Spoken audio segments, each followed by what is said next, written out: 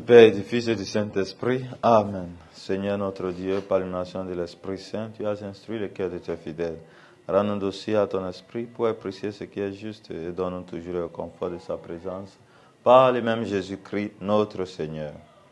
Évangile de Jésus-Christ selon Saint Matthieu.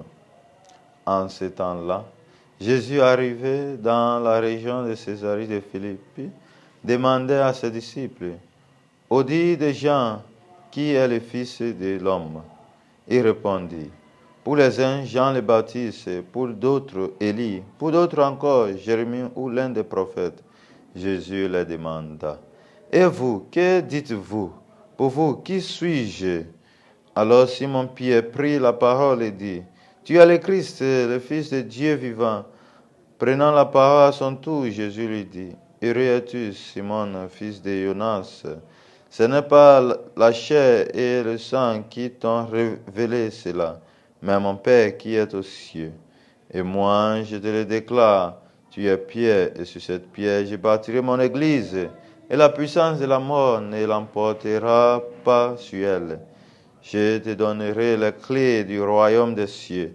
Tout ce que tu auras lié sur la terre sera lié dans les cieux. Et tout ce que tu auras délié sur la terre sera délié dans les cieux. » Acclamons la parole de Dieu.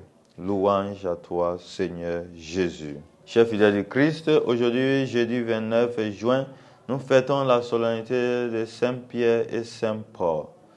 Cette solennité des apôtres Pierre et Paul nous rappelle que Dieu ne choisit pas de personnes parfaites pour être ses apôtres. Jésus donne le nom à Simon, Pierre, et fait de lui le chef des 12 et son vicaire. C'est un homme faible et impétueux, mais Christ l'investit de l'autorité de guider et de gouverner son Église. Saül persécuta, d'autre côté, les premiers chrétiens croyants qui rendaient service à Dieu.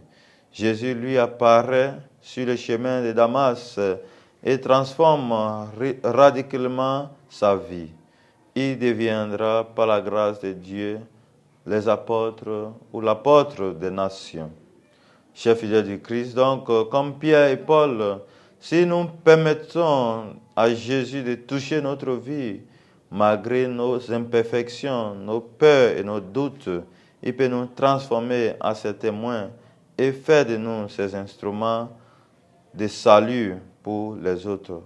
Demandons donc au Seigneur, ce jour de la solennité de Saint Pierre et Paul, de donner nous la grâce d'être ouverts et de nous laisser toucher par le Seigneur, que notre vie soit transformée par Jésus lui-même. Et que Dieu Tout-Puissant vous bénisse, le Père et le Fils et le Saint-Esprit. Amen.